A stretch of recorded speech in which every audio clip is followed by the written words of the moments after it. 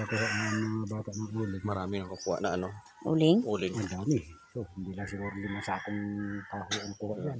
Ilang feet na? 20. Tapos gumanong kami O, papunta doon. Oh, yun. Tapos?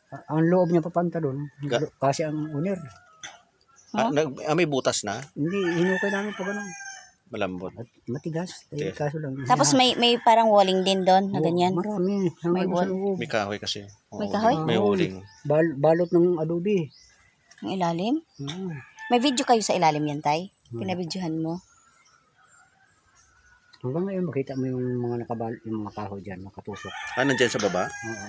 Hindi nakakatakot. Ito. Sobrang lalim. Hindi, malalim ng babaw. Dito lang tayo rin siya. Malamok. Ano yung inu-operate pa rin nila? Kung yung uling ko yan.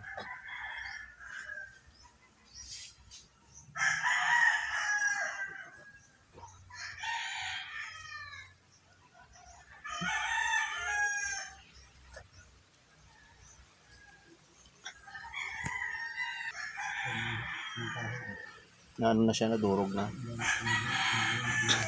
Eh, water trap yun, di ba? Ano yun? Uling na, hindi na.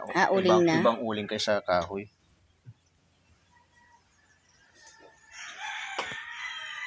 Meron ka kuya na makuha? Sundan nyo yun. Ay, silinda namin papasok. Kaya, puro kahoy, nakukuha namin. Puro kahoy yung kuha nila. Dating balon ito.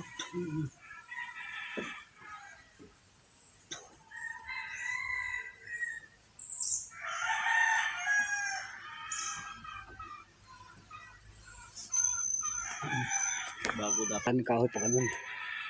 Balot ng Kahoy adobe. mismo, hindi uling? May kasamang kahoy, uling. So, ganun siya. Gaano kalalaki yung kahoy? Saan ditong araw? Kuya, dito? Ito. Ito yung tinatamaan niya. Yan, puro butas na lang magtitresure yan. Hanggang doon. Paano magbubutas? Ito na nga yung wala ano. naman dyan sa ano nila eh. Wala dyan. Wala, ito nga tamba namin makita yung mga palitan.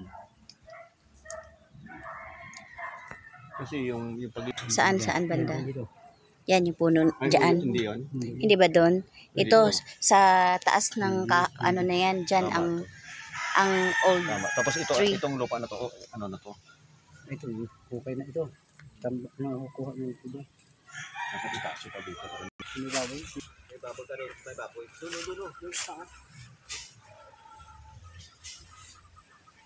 Pagpag dito na hukay. Ito ang hinahanap ng